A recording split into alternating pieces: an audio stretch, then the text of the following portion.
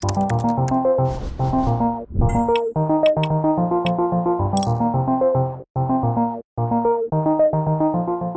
pues bienvenidos de nuevo al Inventario en profundidad. Hoy tenemos un tema muy interesante, nos lo trae nuestro compañero Luis y no me voy tampoco a extender mucho más. Os recuerdo que es el programa 40 de la segunda temporada, el programa 48 en total. Nos quedan 2 para los 50, que coincidirá además con el último de la temporada. Algo especial haremos. Pero, como comentaba, sin más dilación, vamos a dejarle paso a Luis, que nos va a hablar sobre si el precio de los videojuegos es justo o no, ¿cierto? Exacto. O sea, básicamente el temita es cuánto cuesta un videojuego realmente. O sea, cuál es el valor, ya temas aparte del valor sentimental que nosotros le podamos dar o lo que valga para nosotros por todo lo que tenga atrás y tal, sino cuánto cuesta hacer ese videojuego y cuál es el valor monetario de ese bien y si el precio es excesivo o es un precio justo por lo que jugamos. Este temita es porque hace unas semanas en Twitter rondaban por ahí uno de estos tweets preparados para que los cites sobre Unpopular Opinion y tal, de videojuegos.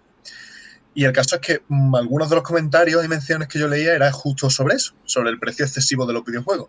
Y como no es la primera vez que criticamos esto, que decimos, pues precisamente nosotros hace unos programas debatíamos el tema de los descuentos, la accesibilidad que se ofrecía según qué plataforma, etcétera. Entonces, por eso dije, mira, pues este tema me parece algo bastante interesante y yo no sé vosotros, pero es algo en lo que realmente nunca me he detenido tanto. O sea, he escuchado cifras, he escuchado cosas, he visto tal juego ha costado tanto, tal juego tal, pero realmente no sabía qué factores o qué cosas tenían que ver a la hora de decir cuánto cuesta un videojuego y cosas así. Y entonces, pues bueno, yo primero vamos a empezar por los datos que conocemos y vamos a redondear en todo momento por facilidad a la hora de entendernos y, como no, pues para mí, que es más fácil. Pero vamos, hoy en día, un AAA, que es el juego al que yo me dirijo, también voy a hablar de los indies más tarde, pero en principio un AAA, un blockbuster de videojuego, nuevo sale al mercado con un precio aproximado de unos 60 euros, ¿no? 60 euros es como el precio. Aunque las compañías luego se encarguen eso más tarde de hacer que esos 60 pavos pues, se conviertan en un poquito más mediante DLC, ediciones especiales, ediciones limitadas, etcétera. Para Sony, Nintendo, Microsoft, el precio base es ese. Y quiero hacer inciso en el hoy en día, porque antes no era así. Si echamos un ojo breve a la historia, observamos que, igual que las consolas antes eran mucho más caras, los videojuegos en su inicio eran bastante más caros y los precios bailaban mucho, sobre todo. Desde los 40, estamos hablando de antes de la Super Nintendo, desde los 40 hasta los 80 euros valían los videojuegos. Luego, a mediados de los 80, esos precios se estabilizan y pasan a rondar los 50 euros, ¿vale? 50 euros en la época de la Nintendo 64, de la Play 1 y tal. Aún así seguían bailando de vez en cuando, pero 50 euros era más o menos lo que se estimaba que podía costar un videojuego. Y a mediados de los 2000, ya con la llegada de la séptima generación de consolas, es donde empieza la normalización de esos 60 euros. Según Benjamin Gilbert, que es un corresponsal de Business Insider, del medio digital, nos cuenta que este precio se debe a la expectativa del consumidor medio. Es decir, las expectativas del consumidor se esclarecen normalmente por estudios de mercado y básicamente es una anticipación, ¿no?, que el cliente hace de la experiencia de comprar un determinado producto o servicio. Es decir, llega un punto en el que 60 euros es lo que se espera pagar de manera generalizada por ese producto. Es como que los consumidores en nuestro conjunto, el medio, habrá casos específicos como siempre, pero el consumidor medio espera que 60 euros es lo que puedes pagar por un videojuego. Básicamente, como que es algo que se ha decidido entre todos o sea, es como que, o sea, antes de ir por qué son esos 60 euros, al final es un factor positivo, según dice este hombre, según dice Gilbert. Porque el hecho de que esos 60 euros se estandaricen es algo que beneficia a consumidores y a productores. No porque sean 60, o sea, ojalá fueran menos, como siempre, ¿no? Todos queremos un buen título a un precio justo, o sea, un precio más barato, sino porque sabes que lo que te vas a gastar va a ser eso. Tú sabes posiblemente ese videojuego que estás esperando a que salga y tal, tú tienes ya la idea de cuánto te va a costar la edición básica. Si tú lo quieres, dices, yo pues me voy a tener que gastar 60 pavos, ¿vale? O voy a tener que gastarme 60 pavos. Y los editores, a la hora de hacer los videojuegos, saben cuánto es lo que van a cobrar por copia. También. Y esto, pues junto a la expectativa del consumidor, genera una regulación de su precio. Si tu precio es mayor, si alguna de las consolas quiere poner los juegos a un precio mayor, posiblemente no te lo compren. Porque eso sí que lo consideramos excesivo. Si ya tenemos este precio, que acabamos de decir que es algo que viene de la experiencia del consumidor medio, algo que se exceda de eso va a ser excesivo. Y tú no vas a querer pagar por eso. Vas a decir, pero bueno, ¿a dónde vas con este precio? ¿Sabes? Entonces, claro, ¿por qué no es menor? Tampoco, por el otro lado, pues porque entonces pierdes dinero con respecto al resto de las compañías. Sabes que todo el mundo lo está vendiendo a 60, tú no lo puedes poner más barato, porque vas a perder dinero. ¿Por qué vas a perder dinero? Porque hacer un videojuego cuesta mucho, mucho, mucho. O sea, básicamente estamos diciendo ahora eso, que los videojuegos a día de hoy cuestan 60 euros de manera estandarizada porque otros videojuegos cuestan 60 euros. Y porque nosotros, o nuestros padres, cuando no teníamos dinero, habíamos admitido que ese precio era razonable. Pero 60 euros por un videojuego es un precio razonable. Vamos a verlo, luego haremos la pregunta, pero vamos a ver cuánto cuesta hacer un videojuego. Ese precio, ¿vale? Aunque haya evolucionado por lo que acabamos de mencionar, como deviene de un bien, atiende a otras variables. Hablamos en el momento del videojuego, hablamos de costes de desarrollo, que incluye herramientas como hardware y software, marketing y publicidad, contratación de personal y distribución, ¿vale? Debería ser muy fácil, pero en el imaginario habitual de la gente estos datos no constan, básicamente porque no se ofrecen datos oficiales de los costes por parte de las compañías. Las compañías no dicen cuánto ha costado cada parte del videojuego y cuánto han destinado, salvo algunos analistas que lo dicen o algunos casos concretos. Entonces, se tiene que hacer una estimación, ¿vale? En un artículo de Kotaku, de hecho, a pesar de que es un aspecto bastante bastante opaco de la industria del videojuego, ellos hablan de que no es nada extraño para los desarrolladores que trabajan en un videojuego de alto presupuesto, en un AAA, no tener ni idea de cuál es el presupuesto del mismo, ¿sabes? Ellos trabajan en él, pero no saben cuánto está costando hacerlo. Ellos hacen lo que le hacen, ponen la mano porque quieren, porque eso tiene un pago, pero no saben cuánto está costando hacer el videojuego. Y dicen que no es una situación extraña. Por eso normalmente son números que varían mucho y se establecen en función de análisis económico, entrevistas con distribuidoras, desarrolladoras, etc. Desde la propia Kotaku se establece que un videojuego AAA puede partir de media con un presupuesto de entre 15 millones de dólares y 60 millones de dólares. Vienen a ser unos de 13 a 52 millones de euros, ¿vale? Veis que es un rango muy grande, pero más o menos entre esos se establece más o menos. Y para esas cuatro variables de las que hablábamos antes, aunque no hay datos específicos, las estimaciones generales así indican que de ese presupuesto un 11% va para las plataformas, un 25% para los departamentos de diseño y de producción, un 20% para el departamento de desarrollo del juego, de programación y tal, un 12% para el marketing, un 5% para las copias que hay que hacer de ese videojuego, un 20% para los intermediarios y finalmente un 1,5% para cada uno de los editores y distribuidores. Un 1,5%. Y en algunos casos, como reveló además en 2012 Take-Two, los responsables de Le Noire y de Outer Worlds, se utilizan 60 millones de dólares solo para el desarrollo. O sea, si tenemos en cuenta luego testimonios como el que hizo Rich Heilman, que era el director creativo de EA en 2009, diciendo que gastaban en publicidad y marketing 2 o 3 veces lo mismo que les había costado el desarrollo del juego, Madre mía. Imaginemos. Claro. Igualmente, y aunque lo de EA, eso es lo que acabo de decir, no tiene por qué aplicarse a cada juego AAA, dejan claro que sí suele ser un aspecto que queda muy por encima del presupuesto de desarrollo, del AAA medio. O sea, siempre el marketing y tal te va a salir incluso más caro que lo que ha sido hacer el juego. En cuanto a los salarios, varios estudios coinciden en que el salario promedio de un desarrollador, más gastos generales, se postulan unos 10.000 euros por persona y mes. 10.000 euros por persona y mes de media. Para el desarrollo de juegos como Destiny 2, por ejemplo, o Assassin's Creed Origins, han llegado a participar casi 1.000 personas, lo que significa unos 10 millones de euros al mes. Se rumoreaba, de hecho, que Destiny 2 era el videojuego más caro de la historia en 2017, que tuvo un coste de desarrollo decían, de 500 millones de dólares. O sea, unos 443 millones de euros. O sea, es una barbaridad de dinero. Por favor. O sea, pues imaginad, claro. Entonces esto parece una locura, ¿no? Que un juego encima pueda costar más de 52 millones de euros solo en su desarrollo. significa que mínimo todo el dinero de las ventas tiene que ir a cubrir esos costes. Y eso si van bien, si las ventas son buenas. Los beneficios, además, beneficios de venta quedan relegados a un segundo plano. Primero cubrir lo que nos hemos gastado, luego ahora ya los beneficios. Todo esto tiene su origen en lo que a veces no pensamos tanto, pero que ahora cuando lo decimos nos puede parecer prácticamente de cajón, que es que la tecnología y la cantidad de personal necesarios para hacer un videojuego, los videojuegos que podemos disfrutar hoy en día, Death Stranding, Red Dead Redemption 2, The Last of Us, todo eso, cada día son más caros hacer esos videojuegos. Algunos títulos, además, pues necesitan un mayor tiempo de aprendizaje para el desarrollo y aprender nuevas técnicas y nuevos software, perfeccionamiento de calidad, etcétera. Con el tiempo, estos números, pues también han concluido que lo más lógico y rentable entonces, aunque tenemos luego a la gente de Assassin's Creed, pero también sabemos por qué, y es porque tienen distintos departamentos, no todo el mundo, ni todo el presupuesto de la sola compañía va para eso. Decía que no todo, lo más lógico es hacer menor cantidad de videojuegos y unos videojuegos de mayor calidad para que te salga rentable.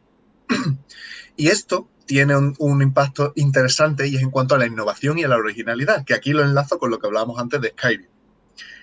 Cuando los costes tan altos de producción casi te limitan a conseguir títulos que tienen que ser un bombazo uno tras otro, porque es que si no, no te sale rentable y luego no vas a poder apenas ver beneficios, es muy difícil innovar con algo nuevo, distinto. Si una IP funciona, es menos arriesgado seguir explotándola y crear alrededor secuela, precuela, reinicio, pequeñas variaciones con la fórmula de antes, que invertir en decenas de millones de dólares y de euros en algo que no se ha probado o que sea nuevo. Coincide todo ese momento en el que se encarecen los recursos y costes con la aparición de los DLC, que no son tan antiguos como, aunque ya había formas de expandir la experiencia de los videojuegos y tal, nosotros sabemos que los DLC llegó a un punto en el que se instauraron y eran como eso, como pagar por intentar tener un poquito más de juego. Y vamos, muchos dentro de los que me incluyo, decíamos que ¿por qué no me has puesto esto en el juego original? Pues surgen también como una medida de hacer que ese juego sea rentable, para seguir sacándole rentabilidad a un producto que te ha costado mucho hacer, ¿sabes? Claro, claro. ¿Son entonces los indies una alternativa a esto? Sí y no. Los indies son videojuegos que pueden incluso no contar con un presupuesto muy limitado. O sea, nosotros sabemos que además es eso, ¿no? Esa idea de hacer un videojuego, hazlo tú mismo, ¿no? O sea, de trabajar en un garaje como se hacían los primeros videojuegos, así rollo muy íntimo. Se trabaja desde casa en muchos casos, son equipos pequeños y muchas veces la financiación pues viene por los propios consumidores, en plan a través de Kickstarter, de demás plataformas destinadas a lo mismo. Sin embargo, los indies no son tan baratos como puede parecer y muchas veces tampoco las condiciones en las que se desarrollan son las más óptimas. Os pongo el ejemplo, que creo, Mael, si tienes por ahí la imagen, sí. De Ron Gilbert, conocido por Monkey Island 1 y 2 y Maniac Mansion. En 2015 él reveló el presupuesto del que disponían para desarrollar Thimbleweed Park, una aventura point and click que fue financiada a través de Kickstarter y tal. Y en esos números, si los tenéis ahí, podemos ver que se tienen muy en cuenta la banda sonora, las traducciones, el sueldo de los trabajadores, 8 horas al día, 5 días a la semana, un precio justo. Y que Ron y Gary, que eran los encargados del proyecto, trabajan prácticamente gratis. Sí, sí. Pero en resumen, el gasto mensual del desarrollo, eso viene a ser entre unos 20.000 y 30.000 dólares.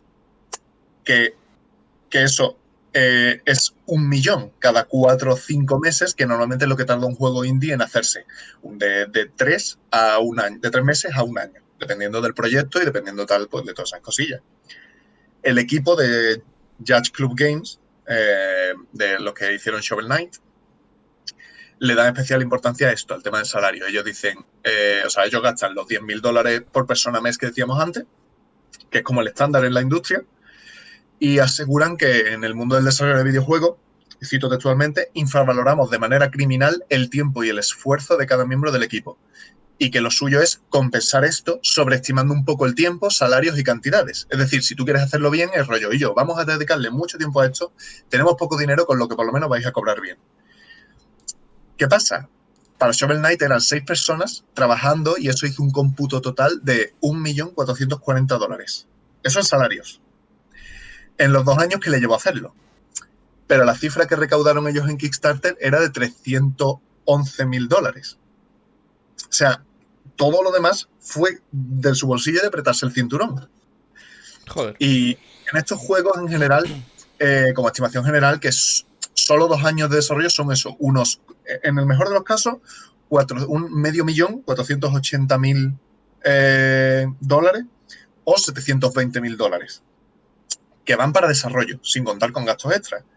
Luego hay que sumarles marketing, doblajes si los hay, etc. El precio medio de estos juegos, además, como todos sabemos, oscila entre los 10 y los 30 euros.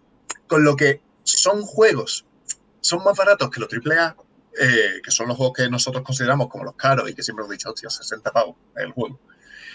Pero cuesta simplemente la mitad hacerlo. Y luego estos juegos salen a lo mejor por 10 pavos, ¿sabes? Cuesta mucho conseguir rentabilidad de esto.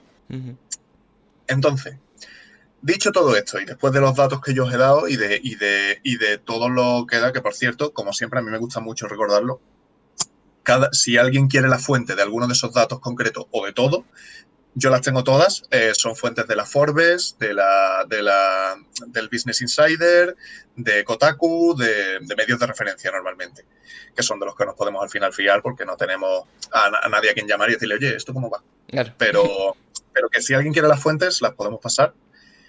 Y entonces, como decía, dicho esto, ¿es un precio justo el de los videojuegos?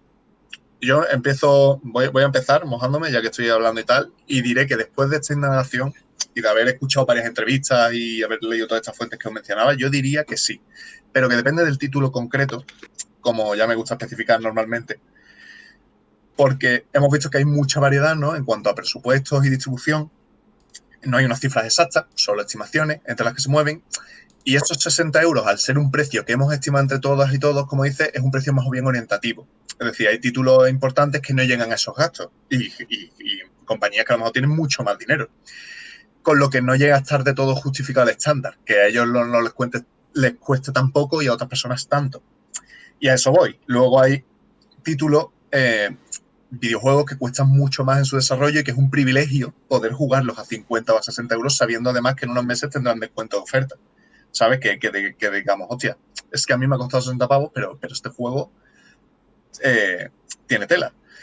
También me gusta recordar que este también es el caso de muchos indies, que bien podrían poner sus juegos por 25 euros en vez de por 10 después de todo el dinero que se han dejado, ¿sabes? Y seguiría siendo justo jugarlo por ese precio.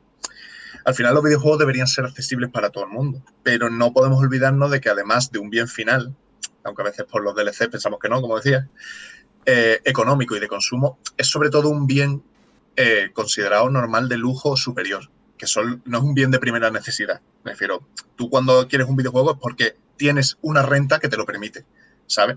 Y que nosotros siempre está bien que los acerquemos, pero tampoco podemos pensar que es la obligación de ellos hacerlos gratis, ¿sabes? O que no cobren por un trabajo que están haciendo, porque, o sea, que siempre está la respuesta, ¿no? De, bueno, pues no lo hagas, si tanto te cuesta hacerlo. Y dices, bueno, sí, pues a lo mejor claro. Si no lo hicieran, tú no tendrías ese videojuego y tú no estarías experimentando esas experiencias que estás experimentando. O sea, es una pescadilla que se muerde la cola. Sí. El videojuego es una industria y su fin es lucrativo y rentable, como hemos hablado muchas veces, pero como siempre decimos, también hay personas trabajando en ella que, como nosotros, les gusta ese mundo y pretenden seguir creando experiencias de calidad, que las podamos seguir disfrutando y emocionándonos con lo infinito que es.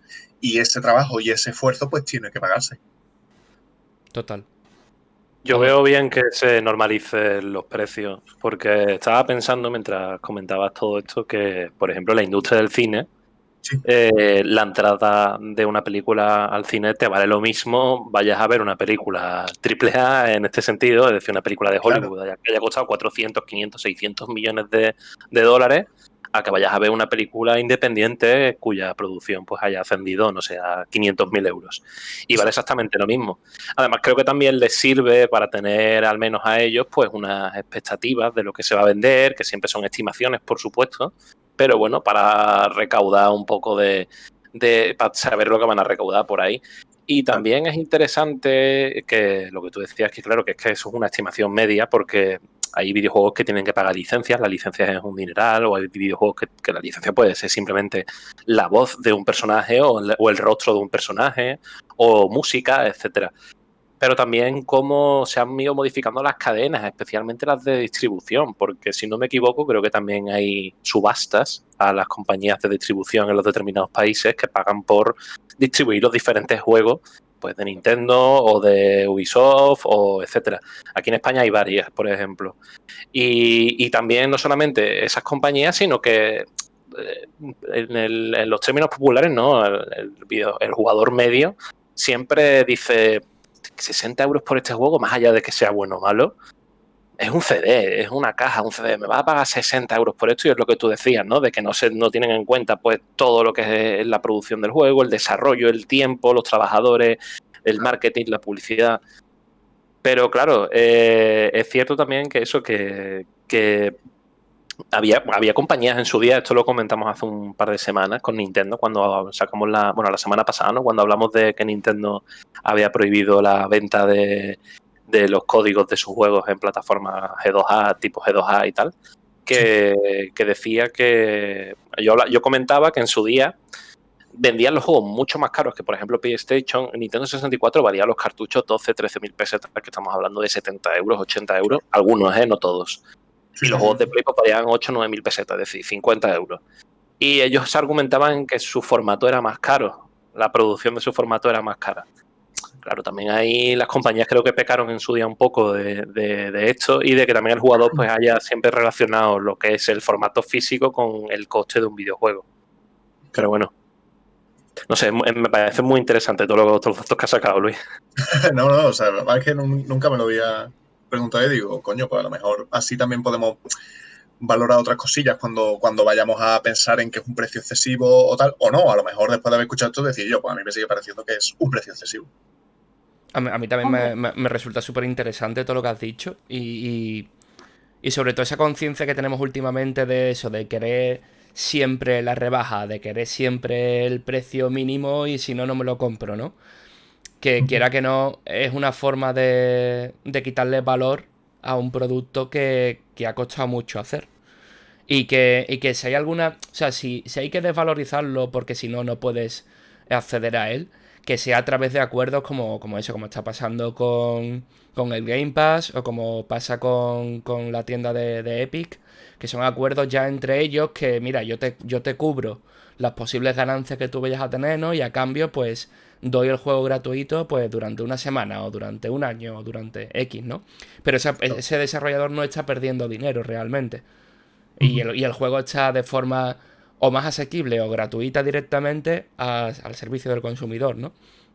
Pero claro, eso, es que, joder, no era consciente de que la verdad, de que costaba tanto hacer un juego, ¿eh? Todo lo que has dicho es súper interesante y que es verdad que cuesta mucho. También creo, aquí voy a opinar un poco al contrario, que creo que también poniéndolo más barato, también hace que mucha más gente se lo compre y no voy a dar yo lecciones de marketing a nadie porque no soy nadie. Pero creo, yo por lo menos que lo he experimentado yo como en mi profesión, digamos, que también el hecho de poner algo un poco más barato también te repercute al final porque vendes más. Claro. Tienes más beneficios. Pero bueno, que eso, al final cada empresa, ¿no? Hace sus estimaciones y obviamente... No, pero yo lo veo interesante, pero sobre todo por lo que hablábamos, porque lo positivo, entre comillas, es el estándar, pero realmente el precio es algo que hemos asumido todos. O sea, me refiero es oferta que y demanda, ¿no? Al fin, claro. Es que claro, si hay demanda, me refiero que eso, a lo mejor si todos. Lo que pasa es que, claro, que es que entonces, pues, habría que hacer alguna especie de regulación, porque si tanto cuesta hacer un videojuego y tanto... Y vamos, que ya te digo, que comparado con 60 millones que se gastan en hacer el juego, nosotros pagamos 60. Si a lo mejor quisiéramos que eso se estandarizase y pagáramos 50, estaría bien si pues los juegos tardaran más en salir. No, ¿sabes? Como que hubiera una especie de contraparte y aparte tendría que ser que todo el mundo nos pusiéramos, o que todas las compañías se adherieran a eso. Sí, dijera, un estándar que sí, claro, que hubiera un nuevo estándar un poco más barato. Pero claro, si cada vez pedimos, por otro lado, juegos mejores y pedimos juegos con unos niveles de eso, de gráficos, de jugabilidad, de tal, todo eso es invertir en nuevos programas, invertir en nuevas formas de descubrir experiencias, de inmersión, de tal. Todo eso al final tiene un coste más caro. Entonces, claro, si eso avanza, pero el precio se queda paralizado, al final dirás, es que no me renta hacer un videojuego. ¿Para qué coño voy a hacer un videojuego si es que voy a gastarme más en hacerlo? Claro. Que luego ya está pasando y por eso muchas veces pues tiran de eso, de ediciones especiales, de ediciones limitadas y tal. Luego están esos, pues los casos que yo mencionaba antes. Hay empresas que, vamos, Activision, ¿sabes? Que continuamente están intentando sacarte dinero de una manera, de otra, sacándote juegos en masa, tal, que como estábamos hablando antes, que a lo mejor son de coste de producción no es tan alto pasarlo de una consola a otra simplemente, ¿sabes? Yo no tengo ni idea, no he programado, pero que no tiene que ser muy complicado cuando lo estás haciendo y sabes que te va a salir rentable. Y esa empresa, sobre todo a las empresas importantes, no le van a dar el mismo presupuesto que a una empresa que no sea tan importante y cosas así. Entonces, claro, hay gente que sale ganando, hay gente que sale perdiendo.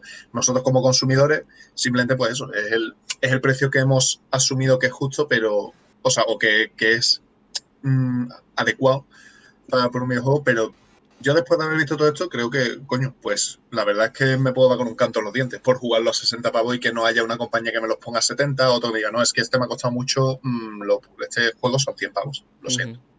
Como pasa con otros bienes, ¿sabes? Que no están estandarizados y dices, mira, pues yo, como me ha costado más, ¿no? Pues voy a, como lo que pasaba antes, hablábamos de la Nintendo 64, me ha costado más, pues el mío cuesta más. Si lo quieres jugar, pues get good, get money, ¿sabes?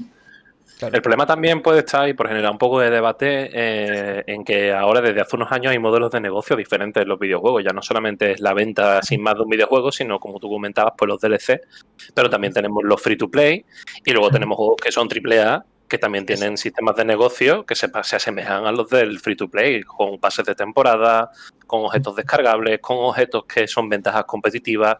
Por ejemplo, FIFA. FIFA es un juego AAA que vale 60 euros, que encima es una edición que se va actualizando cada año y que aparte pues la gente se desembolsa un dinero curioso cada año, aparte de esos 60 euros. Y los beneficios de esta compañía son brutales. Entonces, ahí sí que me podría a mí escamar un poco más el hecho de que me cobraran 60 euros por un juego. Más allá de que sea una actualización del juego del año anterior, sino porque el sistema de negocio que tiene me está haciendo ver que se están sacando tantísimo dinero por otro lado que no necesariamente les haría falta vender el juego a 60 euros.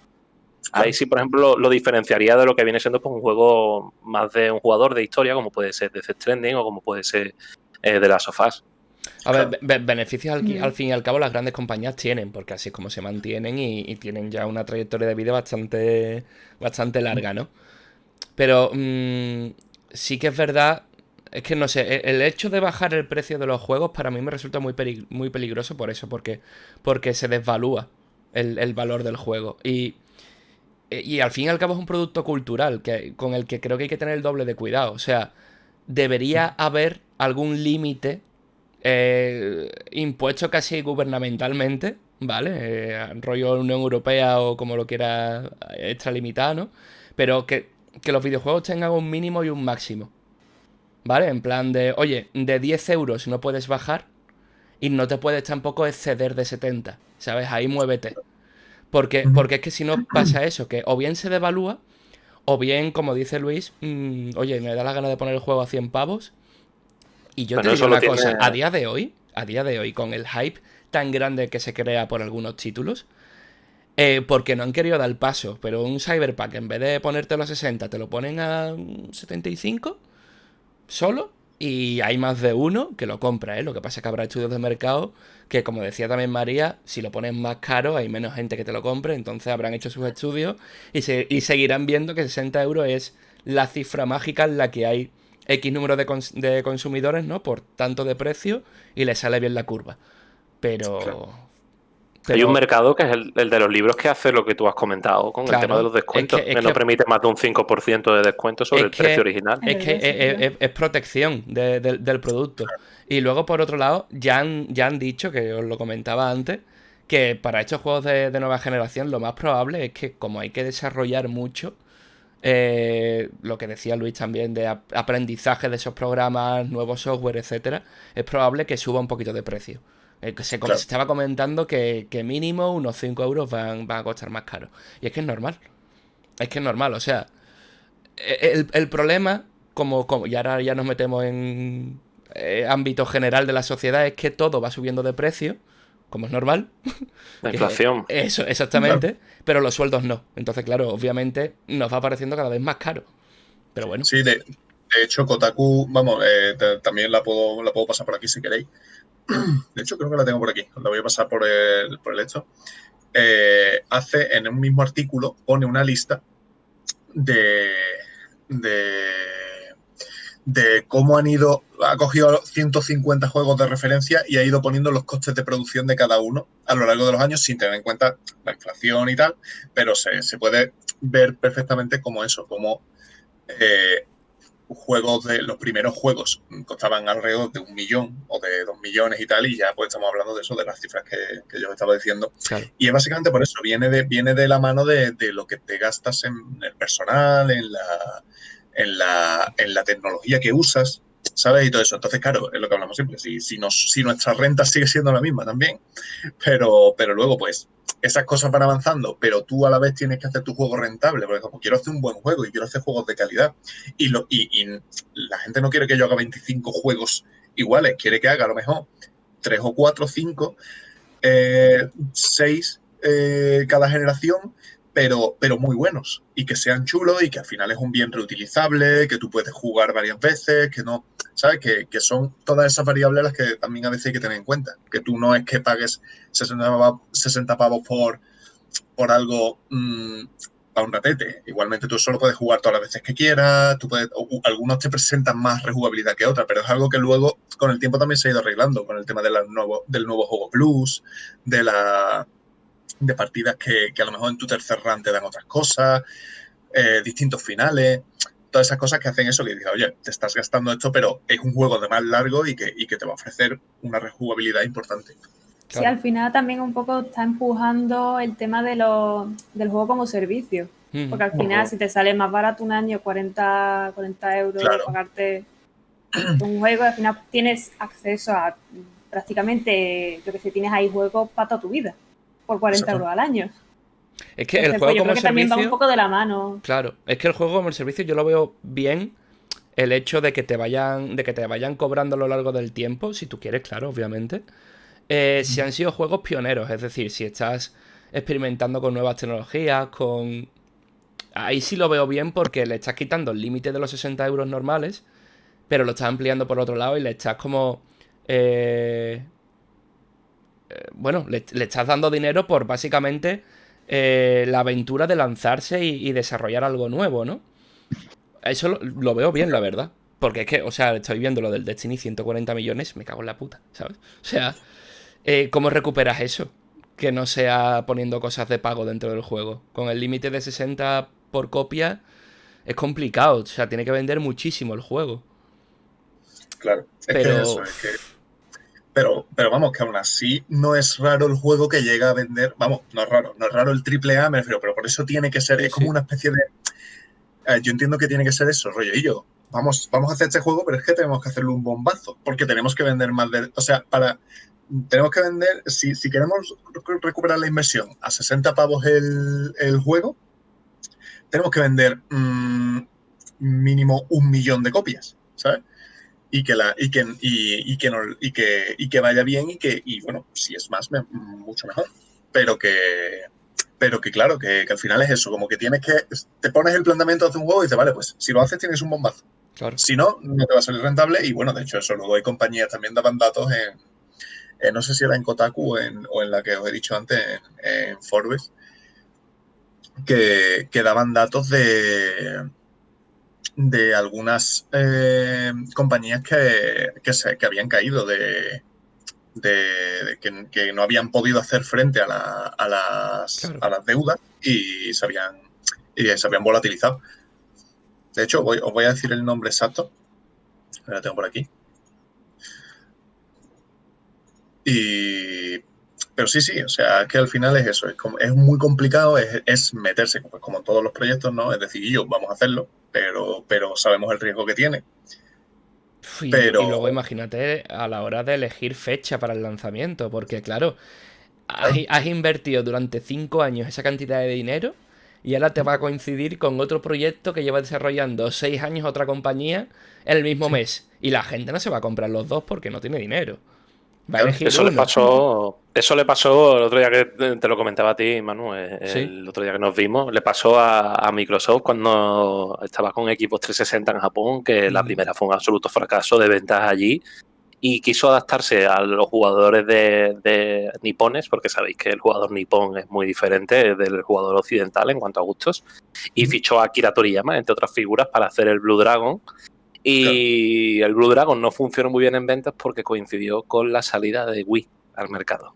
Claro. Hostia, fíjate. Entonces, claro. Tú imagínate el desembolso que tienes, fichas a Akira Toriyama, haces un proyecto exclusivamente dedicado a ese mercado con tal de conquistar, no todo, sino buena parte de él, y te sacan la Wii de repente, claro, que es un absoluto éxito de venta. Claro. Y es que movimientos así, en los que te juegas tanto, uno igual no te mata, pero dos sí. Claro. Entonces tienes que tener muchísimo cuidado. Sí. O sea, ahí lo que he puesto es la noticia de Kotaku de que Rise, Son of Rome, fue un juego, un título que costó más de lo que Crytek, que eran los desarrolladores, habían planeado inicialmente. Y encima de las malas reviews y de las ventas, es decir, o sea, que las ventas no llegaron a tanto y que no fue un tan buen juego, si ya te había costado más de lo que habías planeado, llegaron a dejar a la compañía en una situación económica brutal y tuvo que reestructurar la plantilla, los proyectos, ¿sabes? Y al final es eso. Es algo. Cada videojuego es un proyecto, una inversión tocha. Entonces, claro, eso además a mí me ha ayudado también, a mí personalmente me ha ayudado a comprender el tema de que a veces, ya digo, no justifico todos los casos porque hay otros que se ve que es que lo tienes ahí y dices, vamos a ver, tú eres un cabrón y tú lo que estás haciendo es explotar la gallina de... Claro, exacto. Pero hay otros casos que digo, vale, pues entiendo que te sea rentable y de hecho aplaudo que me lo hagas interesante. El hecho de traerme un mismo concepto o un juego varias veces, ¿sabes? Y lo trates así. En videojuegos, además, blockbuster, y le das la oportunidad también a los indies y a las pequeñas desarrolladoras de traerte cosas nuevas, con lo que nunca van a dejar de ser atractivas. Siempre vas a decir, bueno, para lo que sé que me gusta, tengo a lo mejor estas cosas y es como yo, para mi Super Mario, para mi Zelda, para mi tal, los juegos con los que he crecido, tal.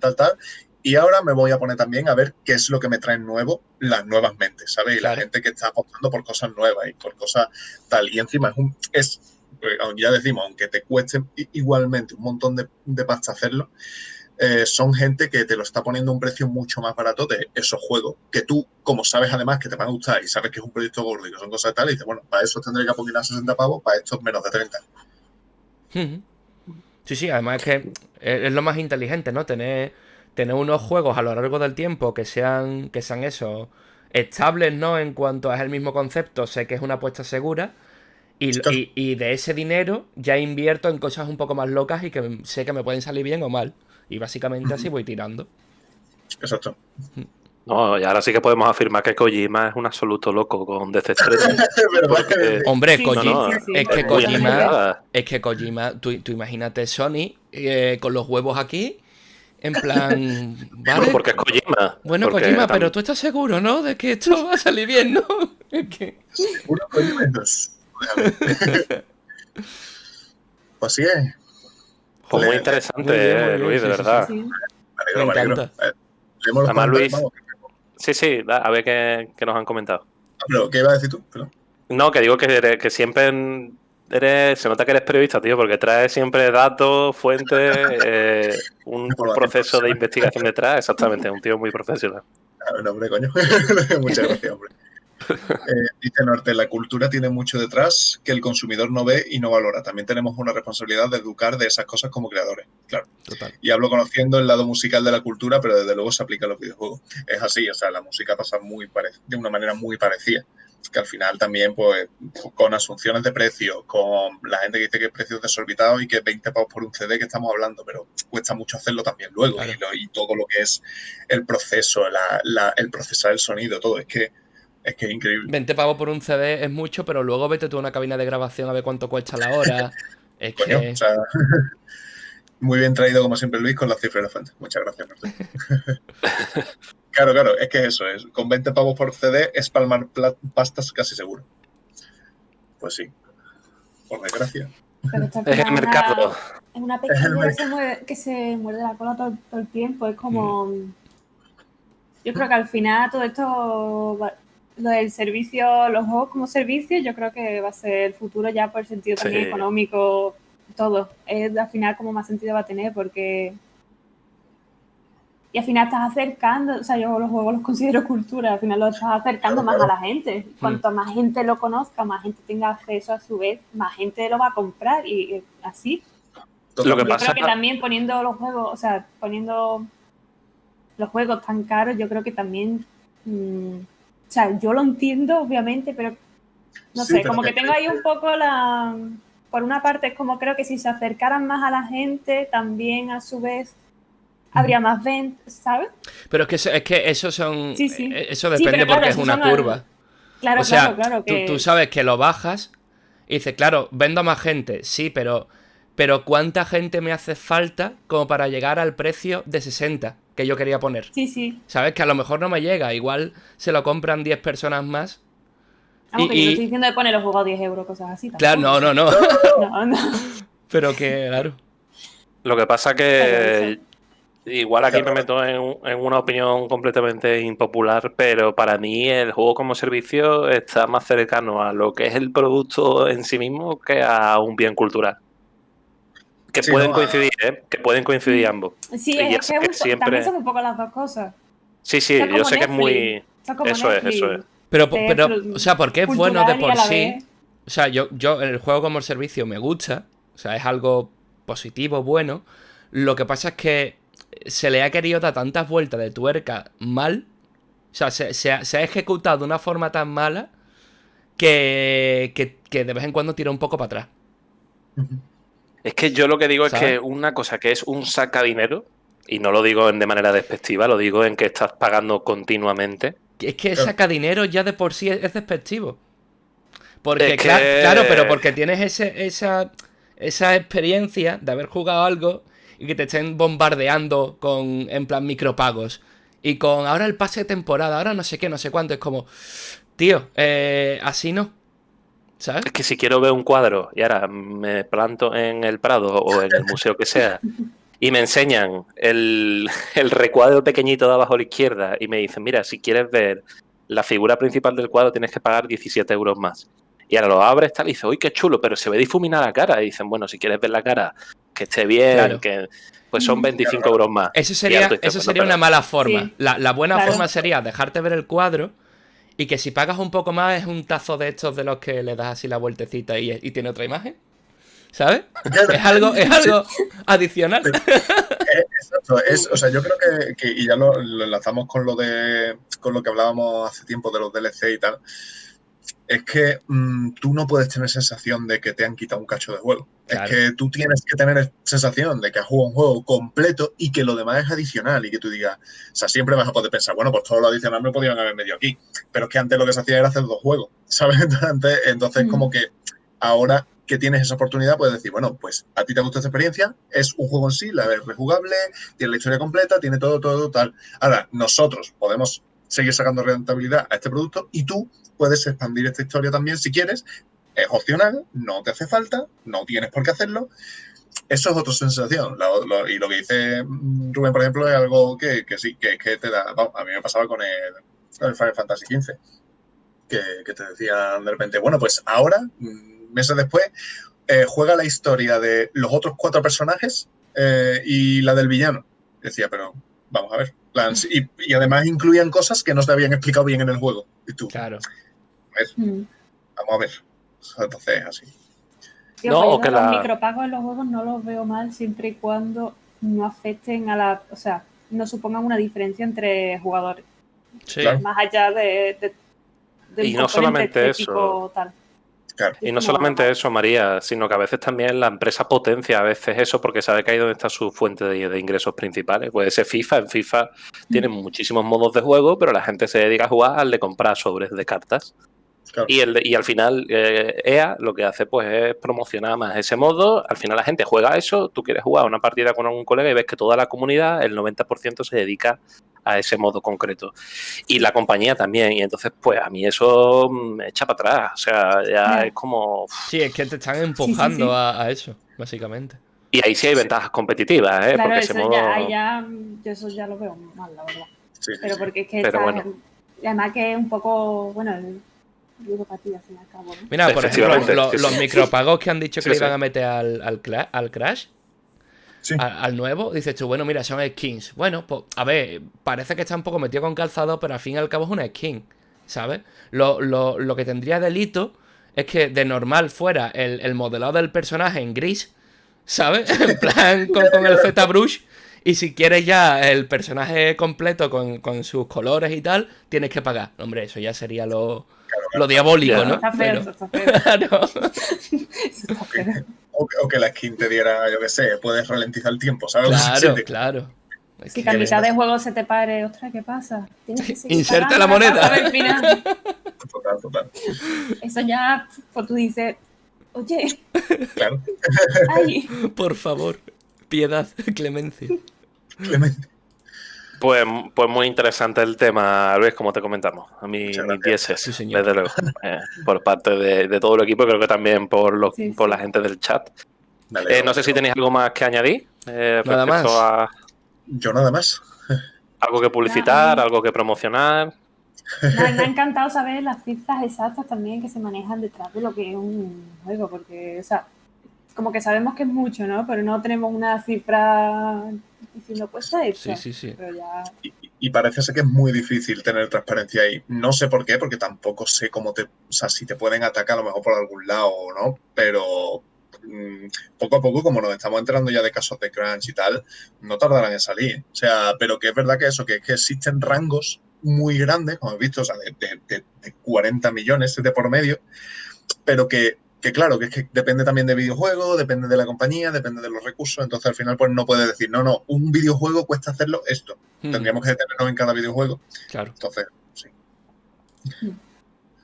Bueno, pues vamos a ir cerrando la edición número 40 de la segunda temporada del inventario. Sí, señor. Damos las gracias, ¿no?, a todos los que han participado, a todos y todas las que han Muchísimas participado en el chat.